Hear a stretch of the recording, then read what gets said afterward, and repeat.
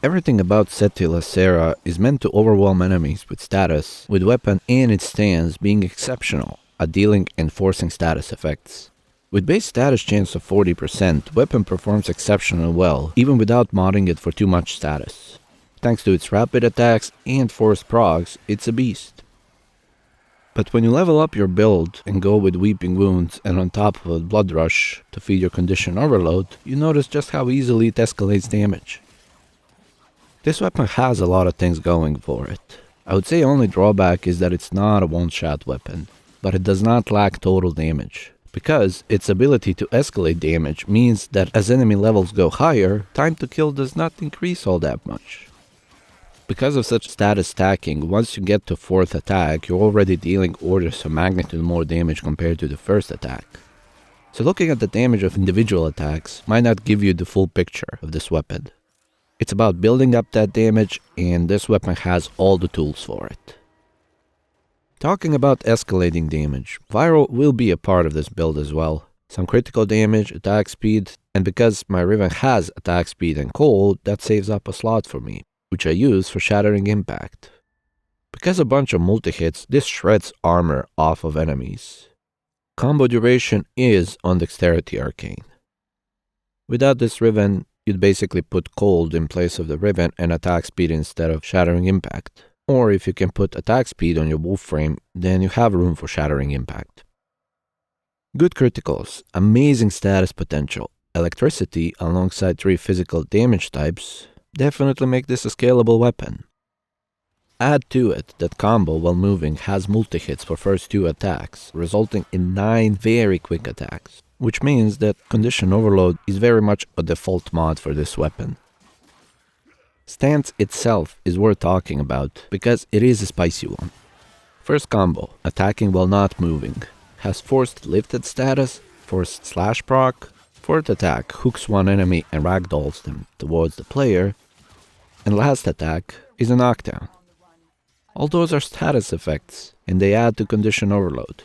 And yes, when enemy is knocked down, it counts as a status. Combo while moving is less about forcing procs, but it has all those juicy multi-hits, which, with high status of the weapon, overwhelm enemies quite quickly. While blocking, you have one attack, and it's the slowest one, but it has 500% damage multiplier to it. So stacking status effects with previous combos and then hitting an enemy with this one is pretty juicy. Lastly, while moving and blocking, you have first attack with your whip, and it can hit long headshots, so it's worth aiming with this one. Then as per usual, rest of that combo is about launching yourself forward with aggressive multi-hits. Heavy attack does not force bleeding, but it is a strong one. With weapon having those rapid multi-hits, it's easy to rebuild the high combo counter, so it's worth using it. And weapon can more than reliably prime itself for a beastly heavy attack. Worth noting is that even slam attack is unique, and it has its own separate 40% chance to deal electricity status. But for more casual build for this weapon, you can also have a functional build. It has enough critical chance to make use of Sacrificial Steel, still keeping Viral in, and in this build, since combo related mods are not what we're building for, there's room for Shattering Impact even without the Riven. Just ditch Sacrificial Pressure that I have in there, which is there basically for sentience. And also, it's not much in comparison with what Condition Overload gives you when you stack all your status effects. And it's worth having that utility. Multi-hit strips armor like nothing, even from heavier enemies. But all in all, with weapons base build and force procs from the stance, you have potential for 7 different status effects. Maybe even 8, depending if knockdown and the ragdoll count as a different status effects, which is possible. Regardless of building up for combo or not, that's a lot. I feel like this weapon has one of those stances that you need to learn a bit to make full use of it. With blade and whip obviously having different range of attacks, it takes more than usual to get used to it, I would say, but it's well worth it.